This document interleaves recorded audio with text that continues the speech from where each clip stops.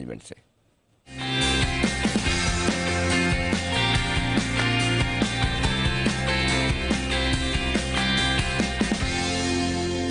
पहले तो आपको कंपनी के बारे में जानकारी दे दूं। 2009 में इस कंपनी की प्राइवेट लिमिटेड कंपनी के तौर पर शुरुआत हुई थी और भारतीय उपमहाद्वीप में यानी कि हमारे यहाँ श्रीलंका, मालदीव्स, इसमें यम फ्रेंचाइजी के ऑपरेटर्स में से एक है और श्रीलंका की सबसे बड़ी इंटरनेशनल क्यूएसआर चेन है ये कंपनी। और जो जून 2021 के आंकड़े मेरे पास हैं उसमें इनके पास भारत और मालदीव्स में मिलाकर 209 केएफसी रेस्टोरेंट है। भारत, श्रीलंका, मालदीव्स तीनों जगह मिलाकर 239 पिज्जा हट है और श्रीलंका में 2 टैको बेल रेस्टोरेंट हैं। ये सारे कंपनी चलाती है।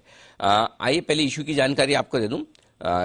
इशू की प्राइस थी 1180 रुपए, 6.5 गुना के आसपास इशू सब्सक्राइब हुआ था। उसमें क्यूआईबी का हिस्सा 7.5 गुना था, एचएनआई का हिस्सा 3.5 गुना और रिटेल लगभग 9.25 गुना सब्सक्राइब हुआ। 1350 रुपए के आसपास लिस्टिंग हुई थी, 14-15% प्रीमियम पर 1180 रुपए की इशू प्राइस। अब गुरुवार को ऊपर लिस्ट होने के बाद थोड़ा हल्का हुआ और आज इशू प्राइस के नीचे ट्रेड करता हुआ दिख रहा है। अब ये स्टॉक 1180 की इशू प्राइस से भी नीचे आता हुआ आपको नजर आएगा। तो थोड़ी इशू आने के बाद से प्रॉफिट बुकिंग आती हुई दिखी है स्टॉक में। अब 1130-35 रुपए के आसपास ट्रेड कर रहा है। आइए स्वागत करते हैं, हमारे साथ कंपनी के होल टाइम डायरेक्टर कार्यक्रम में हो रहे हैं शामिल और ग्रुप सीईओ भी हैं वो संजय पुरोहित साहब। और संजय पुरोहित साहब मैंगलोर यूनिवर्सिटी से मैकेनिकल इंजीनियरिंग में डिग्री ले चुके हैं, आईएम बेंगलोर में पढ़ाई कर चुके हैं। कंज्यूमर प्रोडक्ट्स कैटेगरी में आपका 30 सालों से ज्यादा का गहरा अनुभव है। पुरोहित साहब क्या कहेंगे, जिस तरह का रेस्पॉन्स मिला उसके हिसाब से लिस्टिंग उतनी दमदार हुई नहीं हुई तो भी अब इशू प्राइस के नीचे है। क्या आप समझते हैं कि ये इशू की प्राइसिंग ठीक थी या फिर थोड़ी और अट्रैक्टिव करनी चाहिए थी? Anil ji, first of all thank you, मुझे आपने इनवाइट किया यहाँ पे। मैं पहले तो हमारे सब शेयर होल्डर्स को मैं बहुत ही धन्यवाद देता हूँ कि उन्होंने आईपीओ में पार्टिसिपेट किया, हमारे शेयर होल्डर्स बने। कंपनी बहुत ही स्ट्रांग है, हमारे ग्रोथ प्रोस्पेक्ट्स बहुत ही स्ट्रांग है। मार्केट का थोड़ा सा उतार चढ़ाव होते रहेगा। हम उस उतार चढ़ाव में हम एक कंपनी है, तो लॉन्ग टर्म प्रोस्पेक्ट्स के हिसाब से I think this is very very good company. अब सर जाहिर सी बात है आपकी कंपनी को देवयानी के साथ कंपेयर किया जाता है और लगभग आपका सिमिलर बिजनेस मॉडल है, सिमिलर ब्रांड्स हैं। इंटरेस्टिंगली देवयानी इस क्वार्टर में प्रॉफिट में आ गई समय से पहले। अब आपके साथ भी शायद लोगों को जो चिंता है वो यही है कि सफायर प्रॉफिट में कब आएगा। वित्त वर्ष 2021 में आपके लगभग 100 करोड़ का लॉस था, हालांकि आपने लॉस कम किया है वित्त वर्ष 2020 के मुकाबले में। इसका एक अंदाजा दें, आप कब तक उम्मीद रख रहे हैं या आप कंपनी था। आज अगर हम देखेंगे तो टॉप 3 कंपनीज में से हम शामिल है in terms of EBITDA margin. Last year हमारा ईबिटा मार्जिन 18.9% था कोविड के टाइम पे।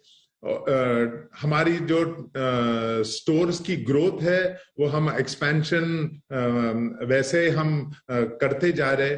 जैसे हमारा स्केल बढ़ते जाएगा, ये जो हमारा जो 18.9% ईबिटा मार्जिन है वो पीएटी प्रॉफिटेबिलिटी में भी ट्रांसलेट हो जाएगा, मेरी यही उम्मीद है।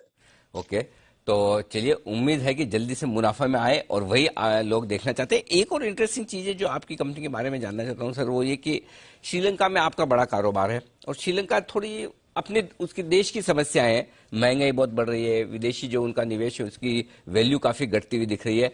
आपका क्या प्लान है श्रीलंका को लेकर? अपने जो आपके जो भी वहां पर एक्सपेंशन प्लान है उसको होल्ड पे रखेंगे, कम करेंगे, या फिर जो वहां पर फॉरेन करेंसी उनकी जो करेंसी की गिरावट तेजी से हो रही है उसमें आप अपने को कैसे प्रोटेक्ट करेंगे? क्या विचार है आपका? तो एक तो श्रीलंका, हाँ, कंट्री में थोड़ा सा ऊपर नीचे हो रहा है, there is a little amount of turmoil there, but हमारा जो बिजनेस है वो it is a rock star business. एक तो हम we are the largest QSR chain in the country. Pizza Hut is the largest QSR chain. और Covid के time पे और अभी भी हमारा दोनों स्टोर ग्रोथ और same store growth is really really very very strong.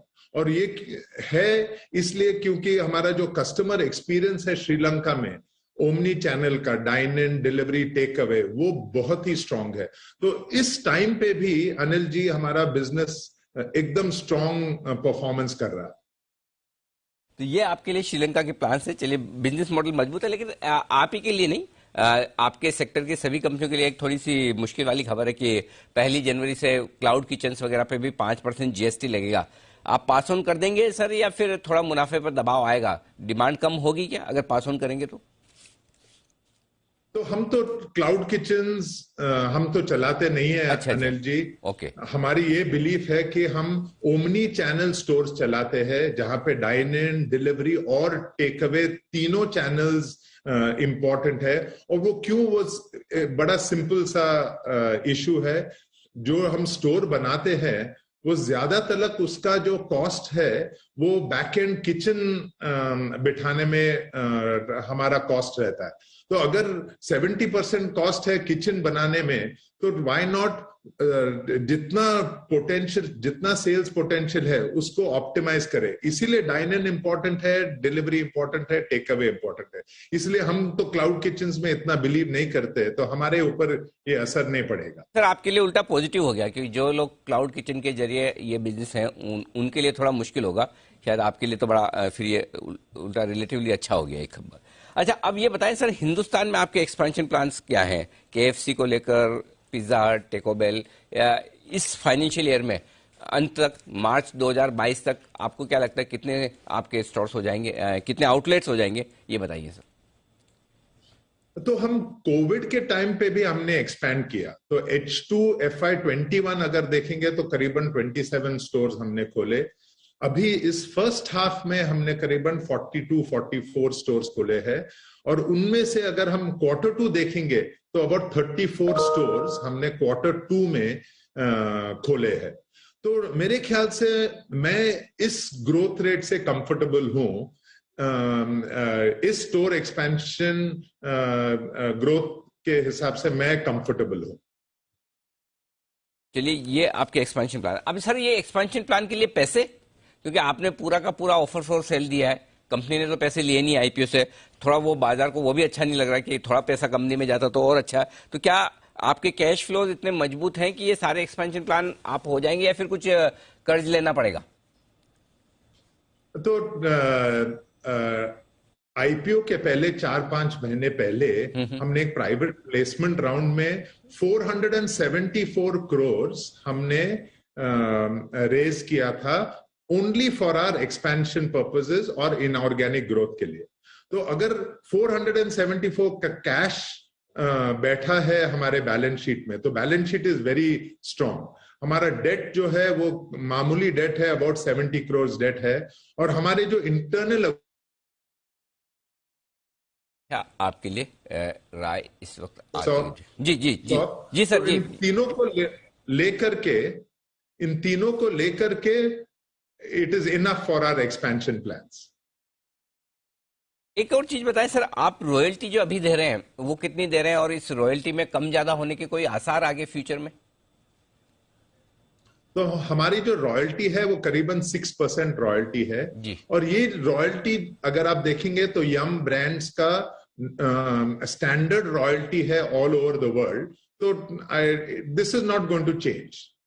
चलिए, बढ़िया। तो पूरे विश्व भर में यही है रॉयल्टी का सीन, और इस वजह से, और देखिए स्टॉक निचले स्तरों से जबरदस्त रिकवर करता हुआ दिखा है।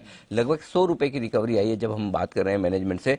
1045 से 1150 पहुंचता हुआ दिख रहा है। तो थोड़ा कॉन्फिडेंस बाजार का, इन्वेस्टर्स का बढ़ता हुआ पुरोहित साहब की बात सुनने के बाद। धन्यवाद सर, हमारे लिए समय दिया आपने, और उम्मीद करें कि कैपिटल मार्केट की आपकी ये जो पारी की शुरुआत हुई है बड़ी जबरदस्त रहे।